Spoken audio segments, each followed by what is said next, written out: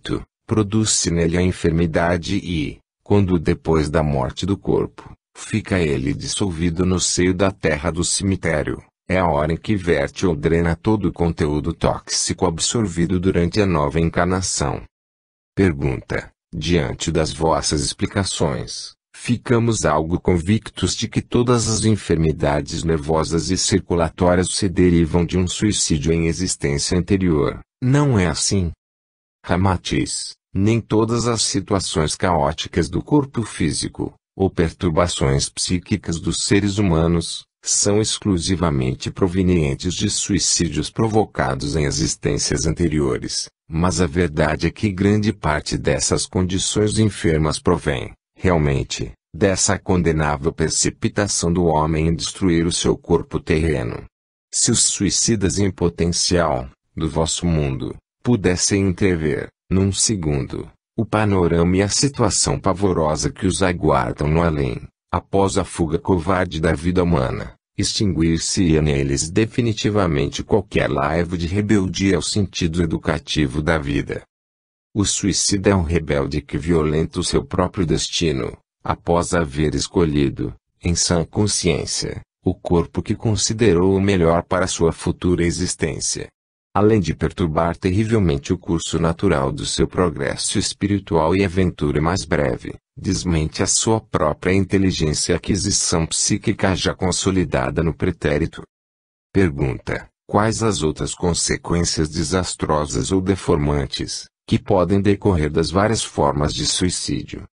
Ramatiz: aqueles que rompem o cérebro com a bala mortífera ou com qualquer objeto perfurante também deformam o seu duplo etéreo astral, ou seja, o cérebro do perispírito, que é a exata contraparte do organismo de carne. Quando, na encarnação seguinte, o perispírito tiver de aglutinar o novo conjunto de moléculas e as fibras neurocerebrais, para a formação de outro corpo de carne, nas regiões lesadas do perispírito essa aglutinação se processa na forma de calosidade, estenose ou deformações. As superposições dos átomos físicos se dificultam e perturbam a harmonia do pavilhão auricular e da região da glote, que são intimamente ligados e se ajustam para o equilíbrio sensato entre as faculdades de ouvir e falar.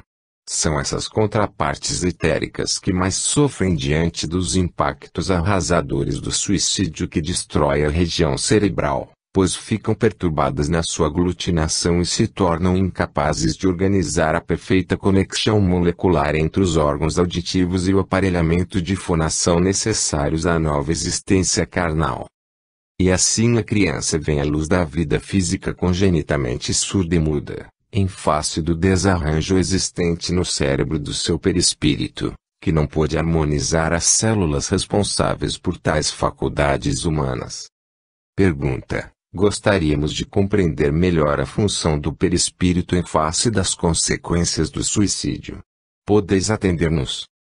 Ramatiz: conforme já anunciamos anteriormente, o perispírito é organização indestrutível e semelhante a um poderoso negativo que, durante as várias encarnações do espírito, preexiste e sobrevive a todas as mortes dos corpos físicos. Em cada encarnação ele se serve dos elementos biológicos da ancestralidade à luz do mundo terreno. Mas embora se trate de um novo organismo carnal, independente dos outros que se desintegraram pela morte física em existências anteriores, representa uma nova conta no extenso colar de corpos, que se unem através do perispírito, sempre a ligar a vida física que se findou com a vida física que se renova. Em consequência, o novo corpo carnal ou novo positivo, que é revelado pelo negativo constante do perispírito, sempre apresenta todos os prejuízos, estigmas ou aquisições que o espírito houver cultivado anteriormente.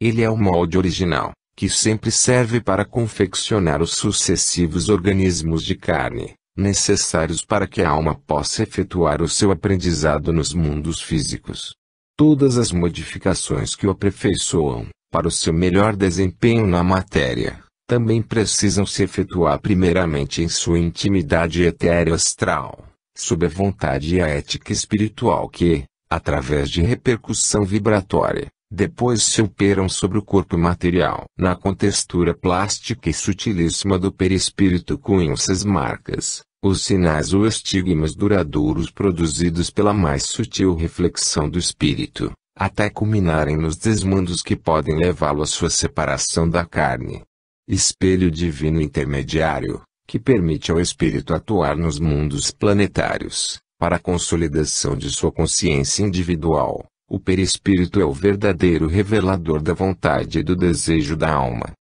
Daí o fato de o suicida pregresso reproduzir na encarnação seguinte as tremendas consequências oriundas da sua autodestruição anterior, pois essa nova vida carnal só se plasma sob o comando e influência integral do seu perispírito. E desde que este se apresente alterado em sua organização etéreo-astral, é óbvio que também não poderá modelar um corpo físico perfeito em sua fisiologia e estrutura anatômica. E como o suicídio e outros crimes abomináveis deformam o perispírito sob os impactos violentos das mentes rebeldes, as cidades do mundo material se povoam de criaturas torturadas, que desde o berço arrastam suas deformidades ou gemem sob as moléstias incuráveis que as tornam infelizes e martirizam o seu corpo cansado.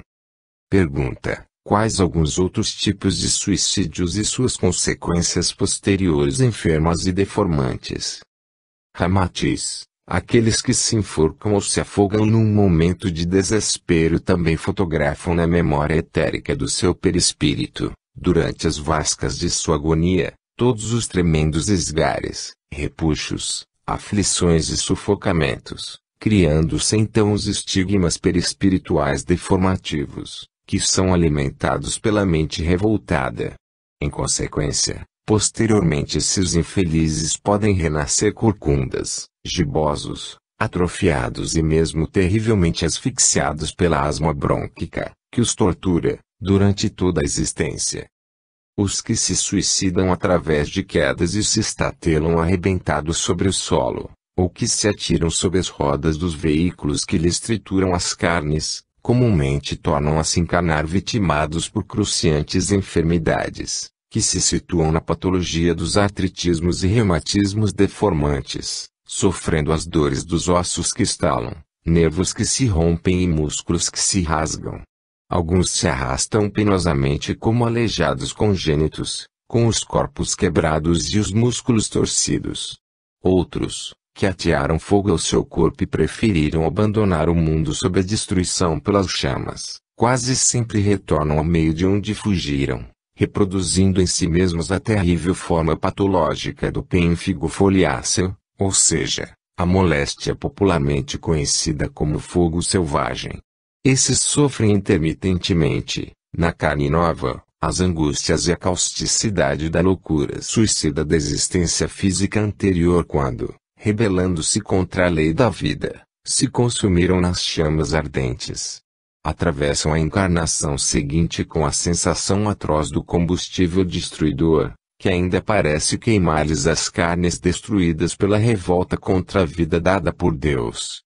O punhal fatídico é um tiro mortal que dilacera o coração do transfuga da vida humana, deixa-lhe no perispírito a marca fatal e lesiva para outra existência, criando-lhe o pesado fardo da incurável lesão cardíaca a torturá-lo incessantemente com a ameaça da morte. O chakra cardíaco, como órgão intermediário do duplo etérico, responsável pela diástole e sístole do coração físico, não se desenvolve a contento na zona cardíaca do perispírito violentado pelo suicídio da última existência. Então se vê obrigado a reduzir a sua função dinâmica costumeira, mantendo-se em débil rotação energética durante o comando do novo coração carnal do ex-suicida, atendendo-lhe apenas ao mínimo de vida exigível para as suas relações com o mundo exterior da matéria. Pergunta: poderíeis nos informar qual o benefício que obtém o ex-suicida quando, após ter se destruído pelo tiro ou punhalada no coração, renasce depois na matéria com grave lesão cardíaca?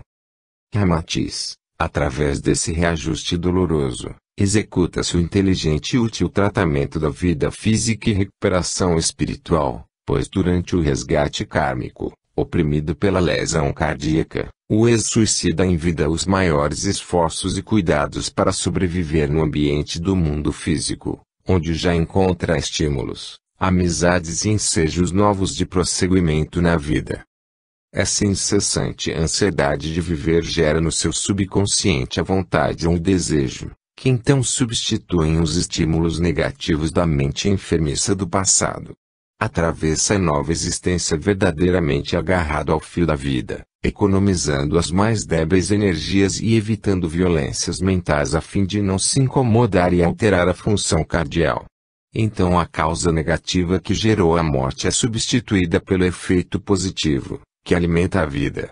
Sob essa terapêutica de economia energética e retificação mental, o transfuga do passado desenvolve as credenciais necessárias para o prosseguimento do curso espiritual interrompido num momento de loucura. Raramente se suicidam aqueles que nascem aleijados ou que se acham gravemente enfermos, e são justamente eles os que manifestam o mais veemente desejo de viver. Os que se suicidam são, em geral, os que possuem corpos sem deformação. Os primeiros, submetidos à inteligente terapêutica espiritual, portanto têm reduzido a probabilidade de sobrevivência, apegam-se ardentemente à vida. Acontece também que no subjetivismo das almas dos ex-suicidas ainda perdura o eco terrível das expiações que o suicídio pretérito fê-las suportar atrozmente no além, e que ainda apresentam estigmas cruciantes na forma de enfermidades ou deformações na nova existência. Pergunta: diante das vossas considerações, pelas quais sabemos que os infelizes suicidas são submetidos a um resgate kármico tão doloroso e milimetricamente ajustado ao seu tipo de morte deslocada, quer-nos parecer, pelo menos nesse caso, que Deus pune tais delitos sob a implacabilidade da lei do olho por olho e dente por dente. Não é assim. Isso não será uma cobrança muito avara e própria das desforras humanas. Ramatiz: a lei kármica não pune, mas reajusta. O processo de retificação espiritual propende para um só objetivo, que é consolidar a consciência ignorante e depois emancipá-la na sua configuração individual no cosmo. É um processo severo e disciplinado, mas sempre ascensional, visando a aventura do espírito, o qual, à medida que gradativamente aumenta ou amplia sua área de consciência e afina o seu sentimento, opera a metamorfose do animal em anjo.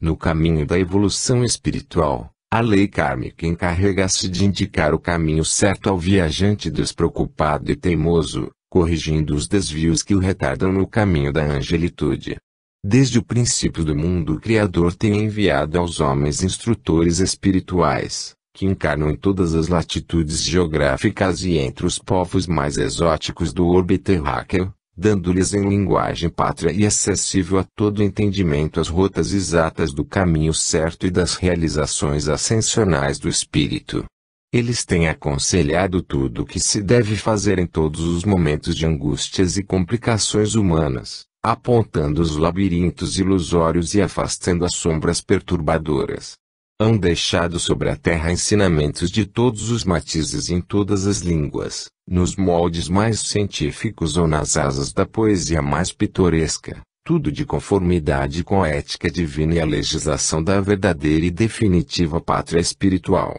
Nenhum povo e nenhuma criatura deixou de ser atendida, pois cada homem é o prolongamento de uma extensa cadeia de renascimentos em que, através de várias raças, ambientes e oportunidades diferentes, o seu espírito trava conhecimento com todas as formas de doutrinas e ensinamentos ministrados pela pedagogia sideral, a fim de desenvolver em si mesmo o sentido da universalidade e a definitiva consciência de sua imortalidade. Pergunta: queixam-se algumas criaturas de que a lei não tem sido explicada com bastante clareza, pois quanto à realidade da vida espiritual, permanecem dúvidas constantes. Que nos dizeis a respeito?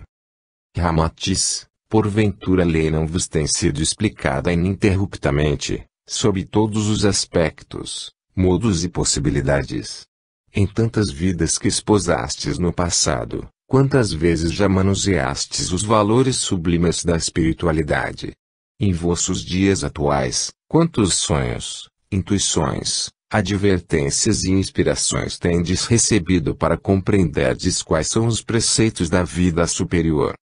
A humanidade terrena jamais poderá alegar ignorância ou carência de ensinamentos espirituais sobre a verdadeira vida da alma, pois já sabe o suficiente para avaliar quais são as infrações contra a lei kármica.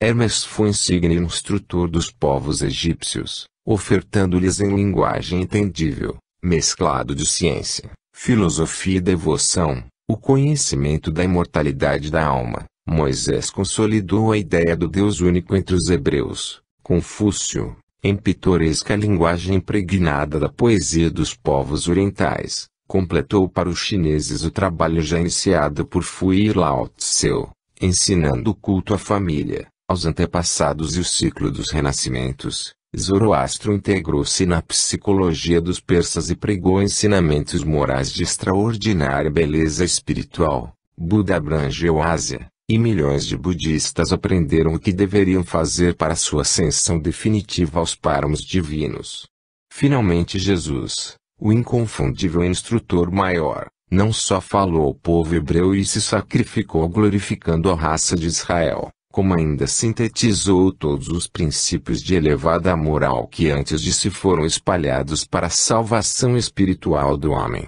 iluminando o orbe com as luzes definitivas do Evangelho.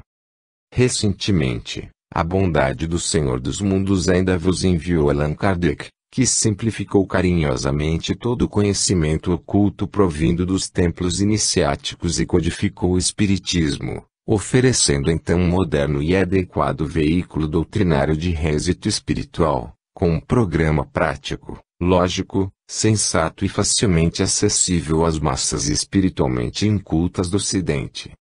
Pergunta: não discordamos de vossas considerações nesse particular, apenas, no nosso entendimento humano, julgamos que exista algo demasiadamente patético e excessivamente dramático nos acontecimentos expiatórios do suicídio que, às vezes, é produto de um minuto de justificado desespero. Não vos parece que o fato de um homem suicidar-se através do fogo ou enforcar-se, e depois retornar para a terrível prova do pênfigo foliáceo ou nascer giboso ou renascer asmático, não passa de um resgate que ainda aparece perfeitamente enquadrado dentro da máxima do olho por olho, dente por dente? Tal disposição kármica não reflete a antiga ferocidade mosaica.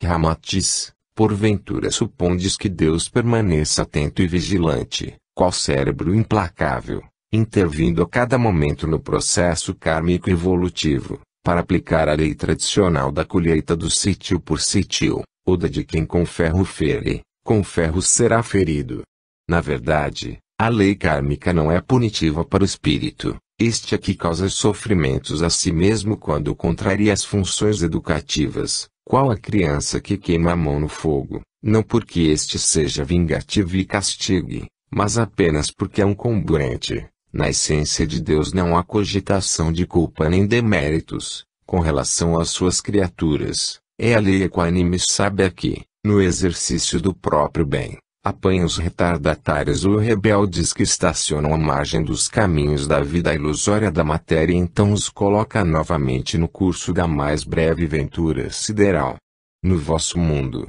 quando os motoristas infringem as leis do trânsito e são multados na conformidade da infração em que incorreram, de modo algum podem se queixar das autoridades, que criaram essas leis para o benefício e segurança de toda a coletividade. Na verdade, a multa não significa vingança ou punição excessiva por parte da fiscalização responsável pelo tráfego seguro, pois apenas ocorre uma reação que a lei do trânsito especifica para cada tipo de infração. Em consequência, a multa resulta em moderação da velocidade excessiva por parte do motorista, aguça-lhe o espírito de observância e também de respeito para com os demais companheiros de tráfego, proporcionando-lhe o bom êxito no curso da viagem e garantindo a sua própria segurança na direção do veículo. Desde os primórdios das civilizações já extintas, todas as advertências dos líderes espirituais de todos os povos, embora citando os conceitos draconianos do olho por olho e dente por dente, sempre se referem particularmente ao sentido elevado e equânime do preceito: cada um colherá conforme as suas obras. A essência de todos esses conceitos e advertências não se refere particularmente à relação de homem para homem, ou de criaturas para com outras criaturas, mas, fundamentalmente, a relação da alma para com a própria alma ou de cada ser para com seus próprios atos, identificando a sua liberdade e o seu livre-arbítrio perante a lei imutável. Quem propositadamente se suicida ateando fogo ao seu corpo, que é fruto de milenários esforços de adaptação e experimentação da criação divina operando desde os reinos inferiores, evidentemente está decidido a enfrentar a lei que regula essa infração. Agindo por sua livre e espontânea vontade, coloca-se sob a penalidade do preceito de olho por olho e dente por dente que, embora tão imperativo, resume-se também na outra advertência aparentemente mais suave: cada um há de colher conforme as suas obras. Quer o suicida tenha se enforcado, trucidado pelo fogo, esfrangalhado as carnes através de quedas violentas ou perecido debaixo de algum veículo, é somente ele quem, por sua livre e espontânea vontade, lavra sua sentença futura, perfeitamente ciente de que a loucura do suicídio obriga-o a envergar, noutra existência, um traje canal de conformidade com o sistema de sua própria destruição, seja um corpo giboso, chagado, asmático ou desarticulado. O tipo de morte que aplica a si mesmo, diz-lhe a lei, servirá de modelo da sua indumentária física na existência posterior. Assim, a regra de olho por olho e dente por dente é profunda advertência da própria lei do karma para que o homem, sem qualquer equívoco, saiba que é o exclusivo agente da sua felicidade ou desventura, devendo sofrer exatamente na conformidade do modo com que se puser a agir. Ainda poderíamos glosar a máxima de olho por olho e dente por dente da seguinte forma: para um corpo são, outro corpo são; para um corpo incinerado, outro corpo incinerado, o que se ajustaria também ao conceito de que quem com fogo queima, com fogo será queimado. Em consequência, a criatura coloca-se diante de sua própria obra, auferindo benefícios ou sofrendo malefícios, conforme norteia a sua vontade e traça os seus objetivos. Insistimos em que ausculteis o espírito dessa sentença, que implica na responsabilidade da própria alma para consigo mesma. Pergunta: estamos vendo agora que o efeito doloroso do resgate parece ultrapassar a intensidade da causa, como no suicídio, em que um minuto de desespero gera dezenas de anos de sofrimento. Estamos equivocados. Ramatiz: o processo de reajustamento espiritual, no suicídio, realmente é doloroso, porque corresponde milimetricamente a cada átomo psíquico ou físico que tenha sido prejudicado por aquele que se suicida. Na lei de correspondência vibratória do cosmo, pela qual os semelhantes atraem os semelhantes, a mente humana funciona como poderosa usina de força e se torna o potencial criador do seu próprio destino, que deve ser corrigido logo que perturbe a harmonia coletiva. Há muitos séculos que a pedagogia divina recomenda que o primeiro objetivo a ser alcançado pelo encarnado deve ser o de conhecer-se a si mesmo, pois a criatura intimamente esclarecida sabe governar certas paixões animais que tanto degradam o espírito, mas que são imprescindíveis e valiosas para a vitalidade do corpo humano. O homem que resvala pelo atoladouro das suas insânias mentais e devota completo descaso às advertências rigorosas das leis espirituais, quando se suicida, a quem fere senão a si mesmo?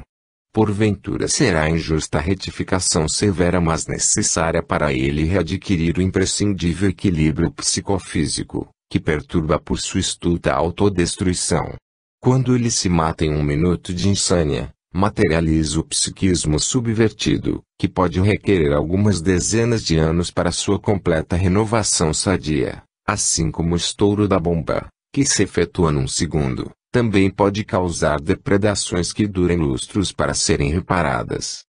Pergunta: não seria suficiente que a expiação do suicida se limitasse aos tormentos dantescos, a que depois se sujeita no além-túmulo? Justifica-se o fato de ainda se prolongarem expiatoriamente pela existência seguinte? Ramatiz: o suicida não causa prejuízos apenas a si próprio, as consequências de sua truculência se estendem a outras criaturas, pois não só sacrifica o trabalho dos desencarnados, que cooperaram para o êxito da sua encarnação, como ainda subestima o carinho, os cuidados, as aflições e os serviços prestados pelos seus progenitores, parentes, educadores, subalternos e demais seres que a ele se haviam ligado pelos zelos da estima e dos mútuos deveres. A responsabilidade de uma vida sacrificada estupidamente antes do seu prazo legal não cessa apenas pelo fato de o suicida esgotar a sua dor no mundo astral. É preciso que ele, depois de ter vivido no perispírito os efeitos atrozes dos estímulos mórbidos mentais e emotivos, deva ainda drenar os venenos aderidos ao seu psiquismo doentio, avaliando também a dádiva do corpo carnal, que ainda terá de utilizar por vezes no mundo material, a fim de concretizar o seu destino angélico. A técnica retificadora induz o espírito do suicida a substituir o desejo da morte pelo desejo da vida e a liquidar a insignificante quantidade de horas sofrimento para o mais breve usufruir a eternidade de horas ventura. É necessário que ele enfrente outra existência, mais oprimido pelo instinto de conservação da vida, que passa a vigiar atentamente todos os seus atos, evitando que seja novamente surpreendido por outro ataque de insânia psíquica suicida, destruidora do corpo físico. É por isso que os consultórios médicos, os centros espíritas, os terreiros de umbanda, as casas de curandeiros ou lugares de milagres vivem repletos de aleijados e deserdados da sorte em busca da saúde que, embora se encontrem deploravelmente enfermos, buscam ansiosamente os meios de sobreviver mais um pouco. Quantos suicidas em potencial existem em tais lugares porque o instinto animal os obriga a se agarrarem vigorosamente à mesma vida física que no passado repeliram num momento de insânia espiritual? Pergunta: a fim de melhor entendermos as vossas considerações sobre o suicídio pelo fogo, com a sua consequente prova kármica no futuro, podeis nos dizer algo sobre a natureza do pênfigo foliáceo e a sua relação com o suicídio pelo fogo? Ramatiz: o pênfigo foliáceo ou, popularmente, o fogo selvagem, apresenta toda semelhança com as queimaduras graves que uma criatura tenha sofrido. Manifesta-se por uma dermatose caracterizada por bolhas avermelhadas, com serosidade, que de princípio lembram as bexigas e as necroses consequentes das grandes queimaduras. Mais tarde essas bolhas transformam-se em chagas que exalam um mau cheiro, deixando as criaturas em carne viva e com dores atrozes. A vertência tóxica do psiquismo enfermo é muito acelerada, e por isso se traduz em vida torturada, para o cumprimento do legado kármico da criatura. Comumente, os flagelados pelo pênfigo morrem reduzidos no tamanho dos seus corpos, com características semelhantes às das pessoas que hajam sido carbonizadas. Existem zonas geográficas, no vosso orbe, que servem de verdadeiros pontos de concentração apropriados para ali se juntarem, com preferência, os infelizes encarnados que se suicidaram pelo fogo na vida anterior. Os prepostos siderais os reúnem nesse infortúnio imprescindível a fim de que melhor se auxiliem pelo mútuo apoio fraterno e pela conformação trazida pelo fato de ser uma provação coletiva. Principalmente a África, Ruanda no Congo belga e Mato Grosso no vosso país, são pontos catalogados na psicoterapia do espaço como zonas eletivas de astral apropriado que melhor favorece a afluência das toxinas etéricas à periferia do corpo carnal, procedentes das contrapartes fluídicas, portadoras ainda dos efeitos da comburência do corpo anterior destruído pelo fogo. Uma das provas da grande relação ou afinidade astral do pênfigo foliáceo para com o suicídio pelo fogo está na terapêutica atualmente empregada para minorar esse mal através do pincelamento com alcatrão no corpo chagado, pois esta substância, de acordo com a lei de que os semelhantes atraem os semelhantes, é um produto também comburente obtido através do aquecimento da madeira ou da hulha. Como os doentes do pênfigo também apresentam a anemia característica das pessoas que são queimadas pelo fogo ou produtos corrosivos, é preciso que, antes de serem tratadas pelo alcatrão, sejam fortalecidas por medicação vitaminosa e de grande revigoramento hepático. Conforme é do conhecimento comum, o alcatrão de hulha contém compostos como fenol, naftalina, benzeno, antraceno e outros, enquanto o alcatrão de madeira, além de conter óleos combustíveis, creosoto e substitutos da gasolina, serve para conservar as madeiras contra a putrefação. Como o perispírito se constitui de inúmeras substâncias astralinas, que têm certa analogia científica com os mesmos produtos físicos e químicos do vosso mundo, sendo em verdade as contrapartes etéricas desses corpos materiais por vós conhecidos, no suicídio pelo fogo tanto se queimam aquelas substâncias astrais, pela combustão no perispírito submetido ao fogo etérico, como ainda surge grande quantidade de combinações e toxioses que, depois, precisam ser expelidas da delicada vestimenta etéreo astral. Para vossa melhor compreensão, suponde que no caso do suicídio pelo fogo se devam extinguir os elementos astrais que lembram a naftalina, a benzina, o creosoto, o fenol, aromáticos, antraceno, guaiacum e outros, e que no tratamento físico pelo alcatrão eles devam ser repostos magneticamente no perispírito, embora sem a quantidade e a dosagem terapêutica exata e eficiente. Então, pela repercussão vibratória, esses elementos vão reduzindo o veneno astral na vestimenta perispiritual e promovendo a consequente cicatrização no corpo físico. Supondo-se, ainda, que a ciência humana possuísse capacidade suficiente para ativar o energismo dos corpos físicos sublimados até o estado etérico e suas condições astrais atuantes do lado de cá, haveria então compensação ou cobertura dos elementos faltantes no perispírito,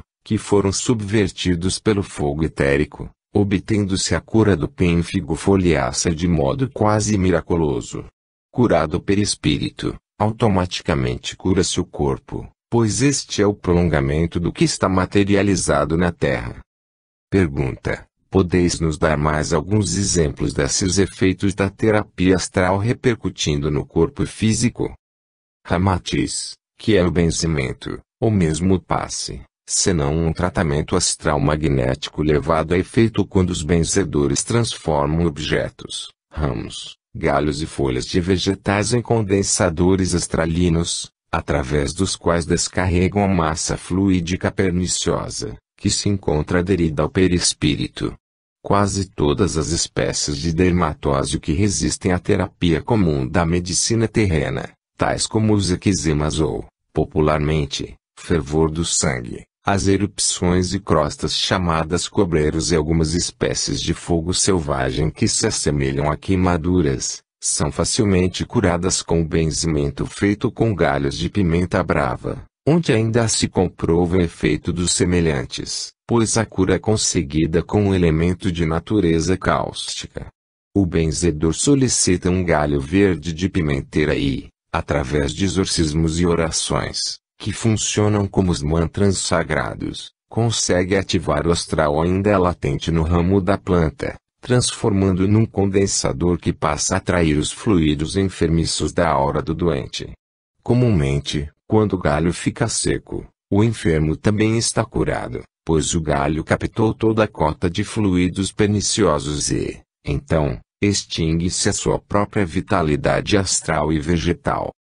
Pergunta: uma vez que o suicídio através do fogo implica posteriormente no sofrimento do pênfigo foliáceo, o enforcamento na produção do futuro corcunda e o afogamento na asfixia asmática. Aqueles que contraem o pênfigo nas regiões onde tal moléstia epidêmica não desmentem porventura essa regra kármica de causa e efeito.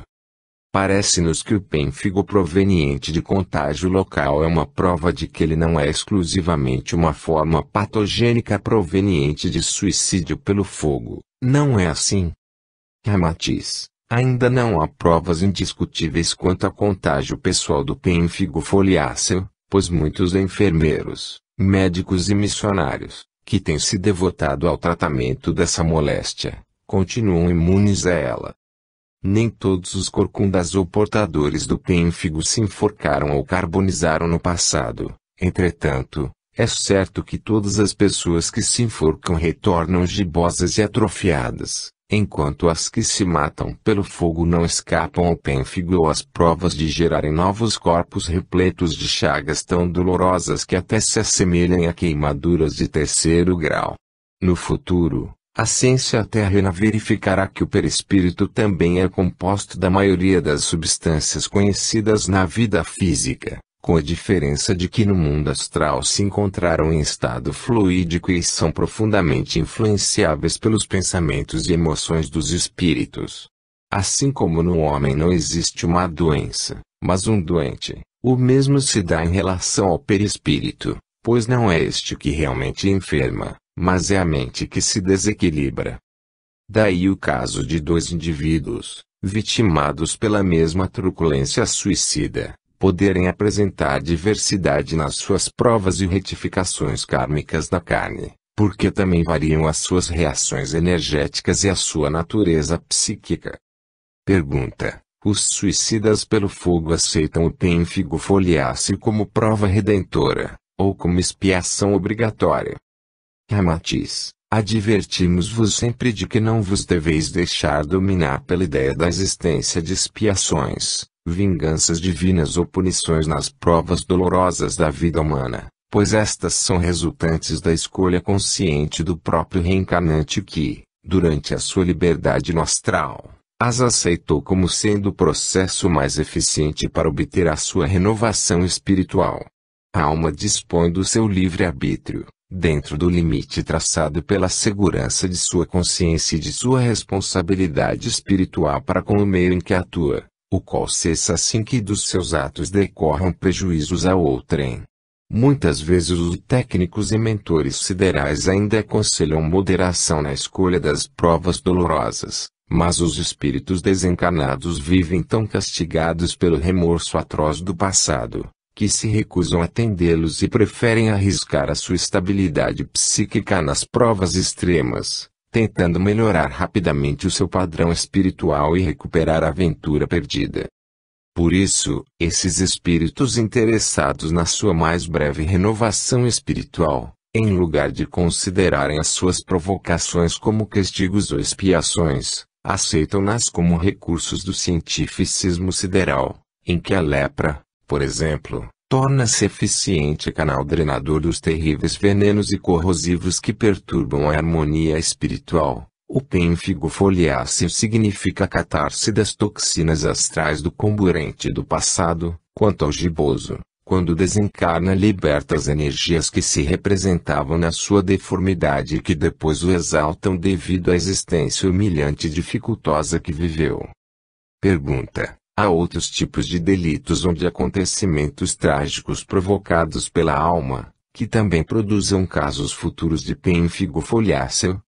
Ramatiz: além de servir de resgate específico para os suicidas aniquilados pelo fogo, o pênfigo também serve de expiação a muitos envenenadores do passado, cujos tóxicos familiarmente usados muitos se afinizam com o efeito ardente do fogo e lembram a causticidade das chamas. Numerosos mandatários e verdugos, que muitos se serviram do fogo para torturar ou aniquilar seus adversários e competidores do mundo, purificam-se através dessa técnica dolorosa, mas de elevado benefício espiritual. Obedecendo à técnica sideral que, em sua aplicação, varia de espírito para espírito, o karma dos incendiários e dos famigerados inquisidores do Santo Ofício, que no século XIV tanto tripudiaram sobre a ternura de Jesus, matando infiéis em seu abençoado nome, normalmente se compensa por terríveis acontecimentos, em que os corpos carnais desses espíritos também se carbonizam em incêndios ou provas semelhantes. Muitas vezes a lei os reúne propositadamente em um mesmo veículo terrestre, barco, edifício ou aeronave, enquanto os jornais, depois, estampam notícias tétricas e confrangedoras do inexorável ou inexplicável destino ou acaso que reuniam um grupo de criaturas estranhas entre si, fazendo-as sucumbir em um mesmo local, sob o fogo indomável ou pela explosão destruidora. Certas criaturas que anteveem em sua intimidade espiritual as provas de sua expiação retificadora, sempre procuram evitar transportes, passeios ou atividades em que haja o perigo de fogo ou de explosão, que devem caracterizar os seus desenlaces escolhidos quando se achavam em liberdade no mundo astral. Embora para a maioria da humanidade tais acontecimentos pareçam acidentes que vitimam criaturas boníssimas reunidas por mera coincidência, trata-se de liquidações kármicas que congregam comparsas do pretérito, malgrado as suas raças, idades, sexos e condições sociais no mundo. É a lei que os convoca e os ajusta para cumprirem o severo resgate da máxima inexorável que tantos subestimaram: quem com ferro fere, com ferro será ferido. Pergunta: aqueles que se suicidaram no passado conseguem recordar-se do seu ato deslocado, na presente encarnação? Ramatiz: eles não se recordam de modo claro e compreensível do seu suicídio, pois ainda são raros os encarnados que conseguem perceber o seu próprio passado espiritual. A memória etérica só se sobrepõe ao cérebro físico, da existência humana, naqueles em que a lei o faculta para melhor desenvolvimento de sua sensibilidade psíquica, ou então nas criaturas muitíssimo espiritualizadas e capazes de ultrapassar os grilhões do corpo carnal.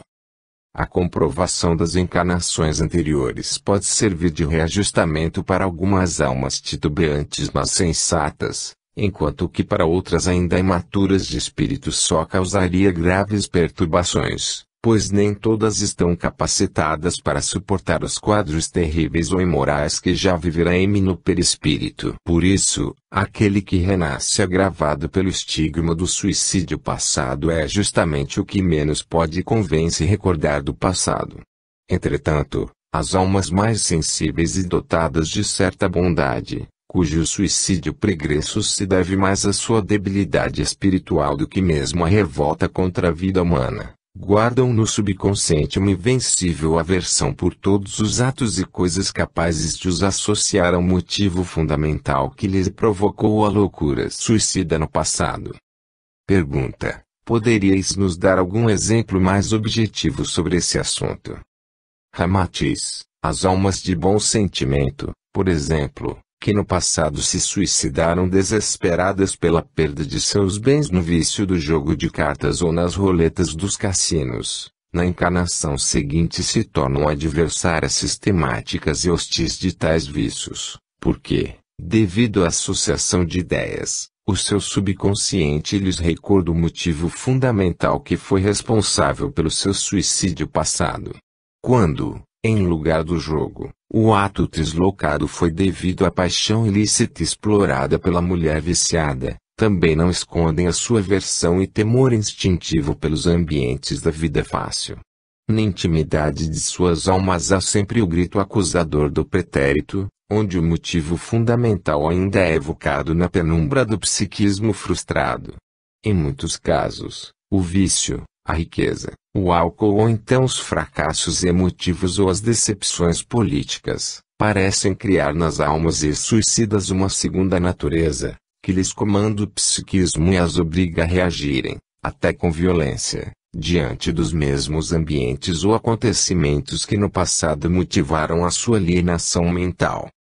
Pergunta: o suicida de uma existência pode repetir o mesmo gesto deslocado noutra encarnação? Ramatiz: sem dúvida, pois tudo depende não só do seu maior ou menor grau de resistência espiritual, como também da força atuante das paixões a que se deixa escravizar novamente para com este ou aquele objetivo perigoso. Na encarnação seguinte, e de conformidade com seu grau espiritual, o espírito torna a sentir os estímulos suicidas do passado e a incoercível tentação para repetir o seu antigo ato translocado, principalmente quando atinge a idade provecta que coincide com a mesma época em que, noutra vida, se suicidou. Incontestavelmente, desde que na nova romagem física ele não esteja revigorado pelas forças superiores e renovado no seu entendimento espiritual dos objetivos sagrados da vida humana, é certo que poderá fracassar novamente. E a situação ainda se torna mais periclitante quando, no período da maior recrudescência dos reflexos suicidas do passado, o ex-suicida ainda se encontra envolvido por novas angústias emotivas, vicissitudes econômicas ou físicas, que possam debilitar-lhe a resistência espiritual e abalar-lhe a serenidade, sob o impulso mórbido de liquidar o seu corpo mais uma vez. Quando um homem se encontra perturbado em espírito e batido pelas vicissitudes da vida humana, não só é mais vulnerável às emoções doentias dos destinos suicidas do pretérito, como ainda se torna presa mais fácil das sugestões perigosas dos espíritos das sombras. Pergunta: o espírito do ex-suicida porventura fica propositadamente sujeito a outra tentativa de suicídio, só porque antes foi vítima desse ato desesperado? Não seria isso um excessivo sadismo da própria lei divina que, então, já não se contentaria apenas com o resgate tradicional do ceitil por ceitil? Ramatiz: de modo algum a divindade impõe tal exigência. O sofrimento a que o suicida se sujeita no mundo espiritual, após a sua desencarnação, decorre exclusivamente da reação natural e científica do seu ato deslocado, assim como as enfermidades e deformações físicas manifestadas na existência por vindouras serão consequência do trucidamento provocado no perispírito. O problema situa-se exclusivamente no campo técnico de forças disciplinadas por leis de química e física transcendentais, as quais o suicida perturba violentamente, pela sua morte propositada e não acidental. Embora vos pareça paradoxal, o espírito sofre em vida posterior apenas os efeitos trágicos das causas truculentas que se processaram no seu corpo físico violentado em vida anterior, pois a sua vontade imprimiu na substância sensível e plástica da mente indestrutível a exata fotografia do ato deslocado, que no futuro o compromete diante da responsabilidade espiritual reencarnatória. A imagem trágica persiste no arquivo mental da memória etérica, encarnada na vida seguinte, grava-se de modo cruciante e atua como um potencial de reflexões negativas permanentes, que intervém com insistência em todos os momentos de invigilância ou de associação mórbida da alma com fatos ou motivos semelhantes aos que a predispuseram ao suicídio do passado. É uma ideia fixa, um tema ou motivo fundamental mórbido, que tenta a sua eclosão perigosa no reencarnado, sintonizando-se e encorpando-se com todas as circunstâncias de angústia, desânimo ou desespero que, embora sejam comuns à vida humana, no caso dos ex-suicidas servem como multiplicadores de frequência alienada na outra vida. Essa ideia mórbida e tenaz só se enfraquece ou regride à medida que o ex-suicida também vai se distanciando cada vez mais da idade que coincide com o acontecimento trágico ocorrido no passado, ou então se o espírito faltoso se resguarda decididamente sob a prática dos sublimes ensinamentos de Jesus. Não é a lei divina que impõe draconianamente os sofrimentos atrozes e punitivos ao suicida após a sua desencarnação, ou lhe aplica estigmas em nova encarnação. O Criador não se diverte em acossar os seus infelizes filhos desequilibrados, o que seria prova de condenável sadismo, incompatível com a sua imensa bondade. O próprio cientificismo sidéreo é que faz repercutir no psiquismo os desequilíbrios e as desarmonias praticadas, em conformidade com a própria correspondência vibratória dos fatos trágicos do pretérito. Sob o império dessa lei justa, As mesmas circunstâncias trágicas que criam reflexos destrutivos e na encarnação seguinte ativam, em épocas semelhantes, o impulso suicida, quando forem de natureza benfeitora também produzirão estímulos nobres, exaltando as almas para as realizações superiores. Enquanto o espírito faltoso se sente envolvido pelos estímulos gerados pela truculência contra si mesmo, os quais se refletem aflitivamente no seu novo organismo de carne como tara suicida, aquele que se sacrificou em favor de outras vidas humanas também será acionado pelos reflexos de heroísmo nas vidas posteriores, e que atestarão nele o fogo sagrado das sublimes emoções e das realizações superiores. Pergunta: quais são os fatores que podem auxiliar o ex-suicida a atravessar incólume a sua nova existência, vencendo a fase crítica dos estímulos mórbidos do passado, que poderiam levá-lo novamente a suicídio?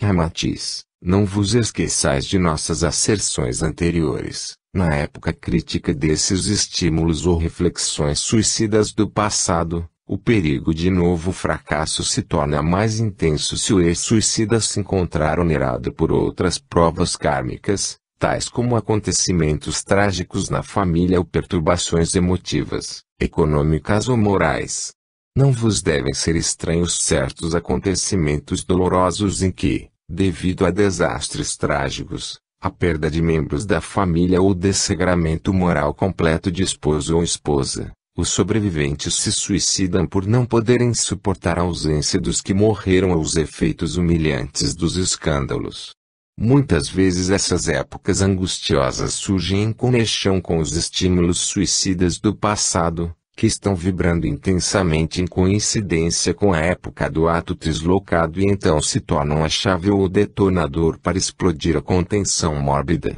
É óbvio que esses fatos aflitivos acentuam ainda mais a força pretérita da sintonia suicida, porque alimentam o clima psicológico propício à alienação mental e consequente autodestruição. É muito raro o fato de o homem alimentar ideias de suicídio quando tudo lhe corre bem e se encontra em fase venturosa, satisfeitíssimo com o resultado de seus caprichos e objetivos, pois nessas condições os estímulos suicidas mais veementes não encontram ambiente favorável para atuar com a devida força destruidora. A lei da vida não cria sucessos trágicos ou angustiosos com o fito de estimular novo suicídio ao espírito delinquente, assim como não alimenta as deliberações homicidas. Tudo é consequência de maior ou menor concentração de forças psíquicas, motivos ou desejos que possam alimentar o clima eletivo para outra violência da alma contra si mesma. As imagens mentais que se focalizaram na autodestruição do passado é que continuam, no futuro, atuando na mente do espírito que sobrevive à desencarnação, associando-se a outros estímulos de desespero e aflições, que mais encorpam na época correspondente ao perigoso estímulo suicida. Dir-se-ia que o negativo suicida do passado se revela na substância viva do cérebro na mesma idade crítica que coincide com a morte violenta na existência passada.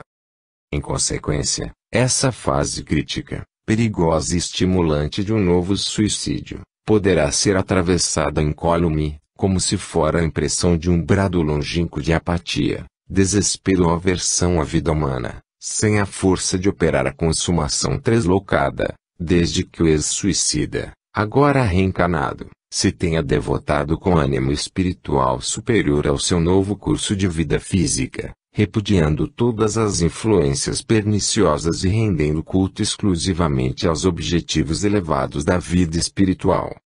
Capítulo 19 – Os estigmas do pecado no corpo físico e no perispírito. Indagações finais. Pergunta: poderíeis nos dizer qual a vossa impressão e a dos espíritos de vossa esfera com referência ao espiritismo, que é doutrina de simpatia ocidental e que acaba de comemorar o centenário de sua codificação na Terra?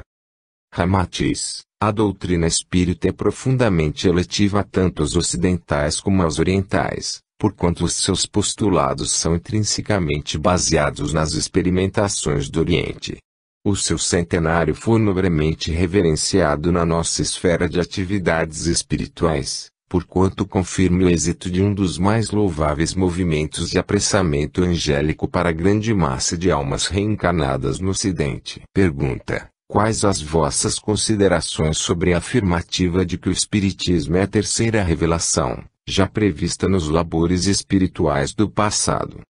Ramatiz: Moisés revelou ao mundo a lei da justiça divina, Jesus foi o mensageiro da lei do amor, e Allan Kardec codificou a lei do dever.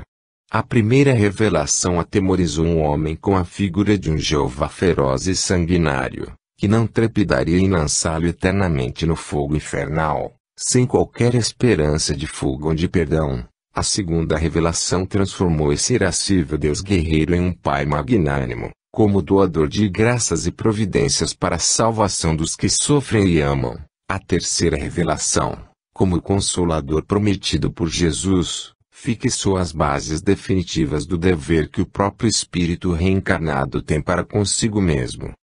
Moisés foi rigorosa exigência para o céu, através do temor e da ameaça. Jesus foi o convite celestial, pela renúncia e pelo amor. Kardec foi a inteligência e o bom senso, para que o homem se emancipasse pelo conhecimento espiritual e pudesse alcançar a sua íntima ventura.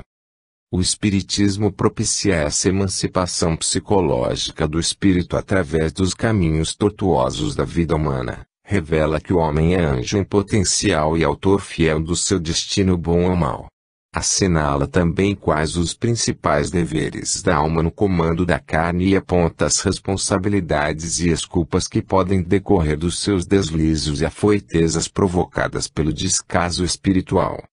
O homem não se gradua para situações meritórias pelo simples fato de ser bom sob ameaças de punições eternas, nem tampouco na passividade do fatalismo inconsequente de que precisa sofrer para evoluir, pois o sofrimento é tão somente o produto da ociosidade e da ignorância da alma para com as disposições da lei sideral. A mensagem espírita ensina a alma a despertar para a compreensão dessa lei de causa e efeito, que rege a formação de sua consciência no cosmo, exigindo o resgate total dos seus débitos do passado, mas também oferecendo os poderes e meios para que se faça a tão desejada libertação do fardo kármico das existências nos planetas físicos. Os ciclos das reencarnações físicas ainda são produto da incapacidade espiritual da humanidade. Pergunta: achais que o Espiritismo é o cristianismo redivivo? Ramatiz: o Espiritismo, quer quanto aos seus objetivos de purificação moral do homem, quer quanto à sua mensagem consoladora prometida por Jesus, é sem dúvida alguma a reviviscência do próprio cristianismo, que se forjou com o sangue dos heróicos mártires sacrificados nos circos de Roma. Mas ainda se revela extraordinariamente valioso na sua mensagem edificante para a conquista dos bens da alma, porque usou desse raro misterioso véu de Ísis, que estabelecia a fronteira temerosa entre o mundo espiritual e a matéria densa. Kardec revelou-vos à luz do dia, num texto disciplinado e progressivo, o próprio conteúdo tradicional dos templos iniciáticos e das práticas reservadas, favorecendo o homem comum para que pudesse ativar a sua ascensão espiritual e integrar-se, mais brevemente, no divino mistério do Eu Superior.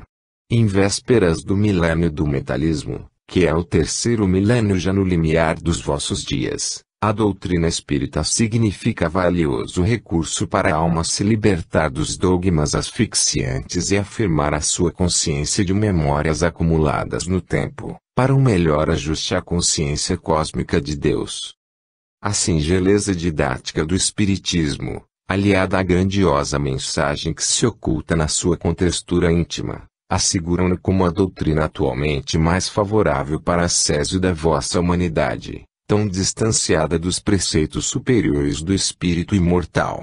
Graças à sensata e admirável cuidade psíquica de Kardec, entreabriram-se as cortinas pesadas que velavam às massas o mistério do ser e do seu destino. Mas a codificação também significa severo programa final, elaborado pelos mentores da Terra, que vos servirá como a última arguição para serem aliciados aqueles que realmente se interessaram pela ética ditada pelo Cristo. Em verdade, É o teste para o rigoroso exame final que precede a mais importante transformação do vosso planeta, desde que este foi corporificado no trânsito sideral pelo cosmo. É por isso que os postulados espíritas hão de penetrar em todos os lares e preocupar todos os seres. Mas é necessário que não os confundais com princípios de seitas imbuídas de exclusivismos isolacionistas, pois o Espiritismo é intérprete de Jesus, na sua função de cristianismo redivivo, é divino fermento que modifica e nutre o meio em que atua, assim como também é fonte de esclarecimentos, nas contendas do fanatismo humano. De modo algum tem ele por função criar novas fronteiras separatistas nas competições religiosas do mundo, pois, na figura de elevado movimento filosófico espírito,